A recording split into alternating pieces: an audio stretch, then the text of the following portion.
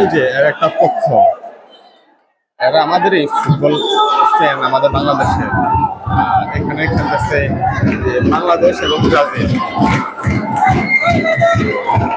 ঘটনা ভাই ওইটা না, ঘটনা যেটা এখন সেটাই বলবো।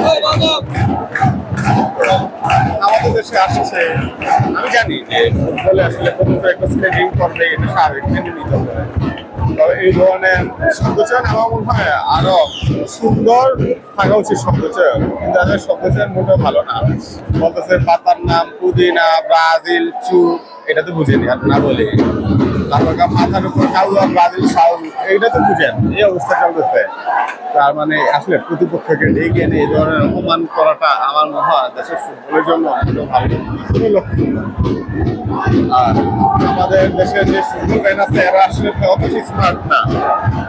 আমরা একাধিক করে টিকিটের ভিতরে ঢুকলাম, দেখি অনেক পাবলিক আছে পাও দাঁড়াচ্ছে ধাক্কাধাক্কি করে মাঠে প্রবেশ করে। এই দেশের এরা পাও মাঠে প্রবেশ করে ফেলছে, এরা কি করে এরা উন্নত হতে পারে না, আরো স্মার্ট হতে হবে। বিশেষ করে যে একদিন উন্নত হবে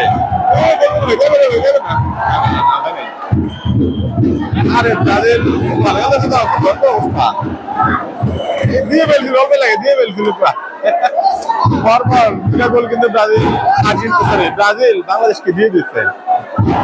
বাংলাদেশ আসলে এখানে কামব্যাক করার কোনো সুযোগ নাই, আমি দেখি সুযোগই নাই।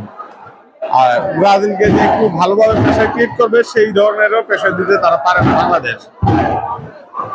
কিন্তু ব্রাজিল বাংলাদেশকে প্রতি মুহূর্তে প্রেশার রাখে। আর ফুটবলে বোঝা যায় গোলকিপারের কোনো কাজ নাই, এটা বাংলাদেশের গোলকিপার গুলোকে দেখলেও বোঝা যায়। এটা আসলে কাজ কি যায় না। জাতীয় দলে দেখা যায় মিতুল মারওয়ান, তাও যে খুব ভালো পারফরমেন্স করে সেটা কিন্তু একদমই না।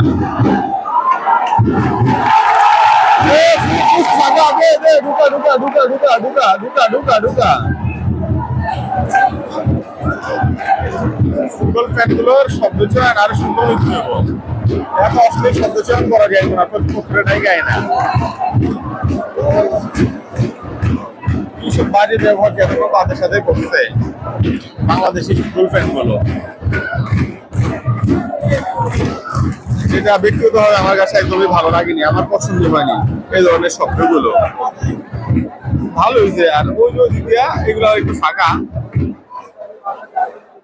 আর যারা আয়োজক ভাই এটি সবগুলো বোকা চন্দ্র, আমি বলবো টিকিটের দাম গুলো কমে এদের 200 টাকার মধ্যে রাখ, গেলায় দেখতে ঘুরতে যাইত। 1000 টাকা টিকিটের দাম করছে। পাবলিক এত টাকা পাইবে তো, যেখানে ভাত খেতে পারে না ওখানে 1000 টাকা টিকিট কাটবো। 200 টাকা অনেক মানুষ হইতো, 1000 টাকা সর্বনিম্ন বা সর্বোচ্চ 5000 টাকা।